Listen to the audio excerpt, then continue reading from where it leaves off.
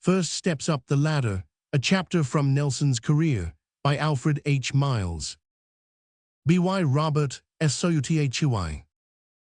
Though Nelson did not live to be an old man, he crowded his life with so much activity that it is quite impossible to follow it in detail within the limits of the present space. Active to restlessness, he wearied beyond endurance of perfunctory duty and official routine, and if active service did not come in his way, he sought it.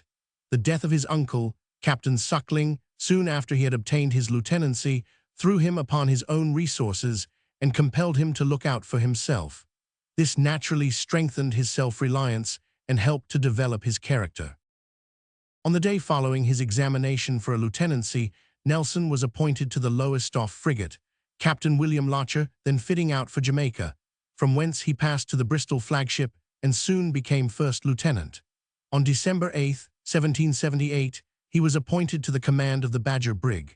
While the Badger was lying in Montego Bay, an incident occurred which showed the coolness and readiness of resource of the young officer. The Glasgow, a craft of 20 guns, having entered the bay and cast anchor, was found to be on fire, the steward having carelessly caused the conflagration while taking rum from the after hold. Many of the crew sought safety in flight, leaping into the water to escape the inevitable explosion of the magazine.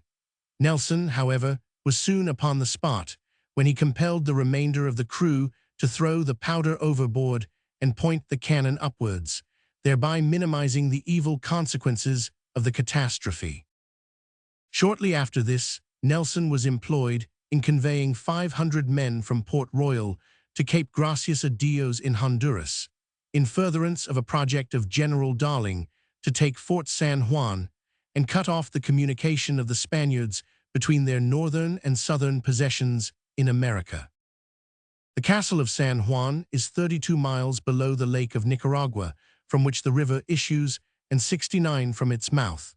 Boats reach the sea from thence in a day and a half, but their navigation back, even when unladen, is the labor of days. The English appeared before it on the 11th, 2 days after they had taken San Bartolomeo. Nelson's advice was that it should instantly be carried by assault, but Nelson was not the commander, and it was thought proper to observe all the formalities of a siege. 10 days were wasted before this could be commenced. It was a work more of fatigue than of danger, but fatigue was more to be dreaded than the enemy. The rains set in, and, could the garrison have held out a little longer, disease would have rid them of their invaders. Even the Indians sank under it, the victims of unusual exertion and of their own excesses. The place surrendered on the 24th, but victory procured to the conquerors none of the relief they expected. The castle was worse than a prison, and it contained nothing which could contribute to the recovery of the sick or the preservation of those who were yet unaffected. The huts which served for hospitals were surrounded with filth and with the putrefying hides of slaughtered cattle, almost sufficient of themselves to have engendered pestilence. And when, at last, orders were given to erect a convenient hospital, the contagion had become so general that there were none who could work at it, for besides the few who were able to perform garrison duty, there were not orderly men enough to assist the sick. Nelson was attacked with the prevailing dysentery when the news arrived that he had been appointed to succeed Captain Glover in the Janus of 44 guns. He returned to the harbor the day before San Juan surrendered and immediately sailed for Jamaica in the sloop that had brought the news of the appointment. His health, however, compelled him to forego his opportunity and return to England, where he spent 4 months in rest and recuperation. Nelson's next appointment was to the Albemarle of 28 guns with which, as he said, as if to try his constitution, he was now sent to the North Seas and kept there the whole winter. Nelson arrived at this station during the armed neutrality, and when he anchored off Elsineur, the Danish admiral sent on board, desiring to be informed what ships had arrived, and to have their force written down. "The Albemarle," said Nelson to the messenger, "is one of His Britannic Majesty's ships. You are at liberty, sir, to count the guns as you go down the side, and you may assure the Danish admiral that, if necessary, they shall all be well served." Other characteristic actions are recorded of Nelson at this time. On his return to the Downs, While he was ashore visiting the senior officer, there came on so heavy a gale that almost all the vessels drove, and a storeship came athwart hawse of the Albemarle. Nelson feared she would drive on the Goodwin Sands. He ran to the beach, but even the Deal boatmen thought it impossible to get on board, such was the violence of the storm. At length, some of the most intrepid offered to make the attempt for 15 guineas, and to the astonishment and fear of all the beholders, Nelson embarked during the height of the tempest. With great difficulty and imminent danger he succeeded in reaching her. She lost her bowsprit and foremast, but escaped further injury. Nelson was now ordered to Quebec, and accordingly sailed for Canada. During her first cruise on that station, the Albemarle captured a fishing schooner, which contained, in her cargo, nearly all the property that her master possessed, and the poor fellow had a large family at home, anxiously expecting him. Nelson employed him as a pilot in Boston Bay, then restored him the schooner and cargo, and gave him a certificate to secure him against being captured by any other vessel. The man came off afterwards to the Albemarle, at the hazard of his life, with a present of sheep, poultry, and fresh provisions. A most valuable supply it proved, for the scurvy was raging on board. This was in the middle of August, and the ship's company had not had a fresh meal since the beginning of April. While here, Lord Hood introduced Nelson to Prince William Henry, Duke of Clarence, telling him that if he wished to ask any questions respecting naval tactics, Captain Nelson could give him as much information as any officer in the fleet. Another characteristic act of Nelson occurred while he was cruising between Puerto Cabello and La Guaira under French colors for the purpose of obtaining information, when a king's launch belonging to the Spaniards passed near, and being hailed in French, came alongside without suspicion and answered all the questions asked concerning the number and force of the enemy's ships. The crew, however, were not a little surprised when they were taken on board and found themselves prisoners. One of the party went by the name of the Count de Dupont. He was, however, a prince of the German Empire and brother to the heir of the Electorate of Bavaria.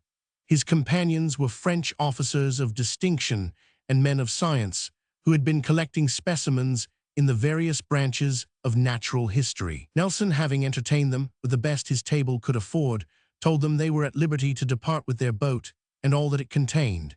He only required them to promise that they would consider themselves as prisoners if the commander-in-chief should refuse to acquiesce in their being thus liberated, a circumstance which was not by any means likely to happen.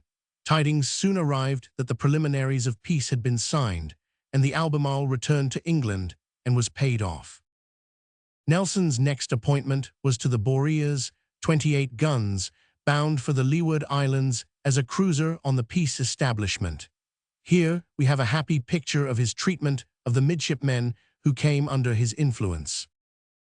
If he perceived that a boy was afraid at first going aloft, he would say to him in a friendly manner, "Well, sir, I am going a race to the masthead, and beg that I may meet you there." The poor little fellow instantly began to climb, and got up how he could. Nelson never noticed in what manner, but when they met in the top, spoke cheerfully to him, and would say how much any person was to be pitied who fancied that getting up was either dangerous or difficult. Every day he went into the schoolroom to see that they were pursuing their nautical studies, and at noon he was always the first on deck with his quadrant. Whenever he paid a visit of ceremony, some of these youths always accompanied him. The sense of duty, which was so strong an element in Nelson's character, led him into much trouble at this period of his career. The Navigation Act, as then in existence, had been allowed to become a dead letter in as far as America and Nova Scotia were concerned, and Nelson felt that it was the duty of the Navy to enforce it. This led him into difficulties with his superiors, who resented his dictation, and with the traders whose interests he attacked. In the result, he had to choose between disobeying his superiors and disobeying acts of Parliament. "I determined," he says, "upon the former, trusting to the uprightness of my intentions, and believing that my country would not let me be ruined for protecting her commerce."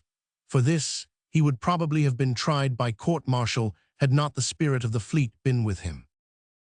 As it was, he was subject to civil proceedings, which made it impossible for him to leave his ship for a long time for fear of arrest, and subjected him to annoyance for years after. The government, however, ultimately took up his defense, and finally thanked the commander-in-chief for the services rendered by Nelson against his orders. Nelson's attempts at this time to put down the abuses whereby the British government were being defrauded by dishonest traders also made him many enemies. But in this, as in most of his enterprises, he was ultimately successful, inducing the government to introduce proper systems of checking supplies. About this time he found consolation for public worries in domestic felicity, betrothing the daughter of Mr. Herbert, the president of Nevis, then, though only in her 18th year, the widow of Dr. Nisbet, a physician. She had one child, a son, by name Josiah, who afterwards entered the Navy. One day Mr. Herbert, who had hastened half-dressed to receive Nelson, exclaimed on returning to his dressing-room, "Good God! If I did not find that great little man, of whom everybody is so afraid, playing in the next room under the dining table with Mrs. Nisbet's child." A few days afterwards, Mrs. Nisbet herself was first introduced to him, and thanked him for the partiality which he had shown her little boy. They were married on March 11th, 1787, Prince William Henry, who had come out to the West Indies the preceding winter, being present, by his own desire, to give away the bride. Nelson took his wife to his father's parsonage, meaning only to pay him a visit before they went to France, a project which he had formed for the sake of acquiring a competent knowledge of the French language. But his father could not bear to lose him thus unnecessarily. Mr. Nelson had long been an invalid, suffering under paralytic and asthmatic affections, which, for several hours after he rose in the morning, scarcely permitted him to speak. He had been given over by his physicians for this complaint nearly 40 years before his death, and was, for many of his last years, obliged to spend all his winters at Bath. The sight of his son, he declared, had given him new life. "But Horatio," said he, "it would have been better that I had not been thus cheered, if I am so soon to be bereaved of you again. Let me, my good son, see you whilst I can. My age and infirmities increase, and I shall not last long." To such an appeal there could be no reply. Nelson took up his abode for a time at the parsonage, and amused himself with the sports and occupations of the country.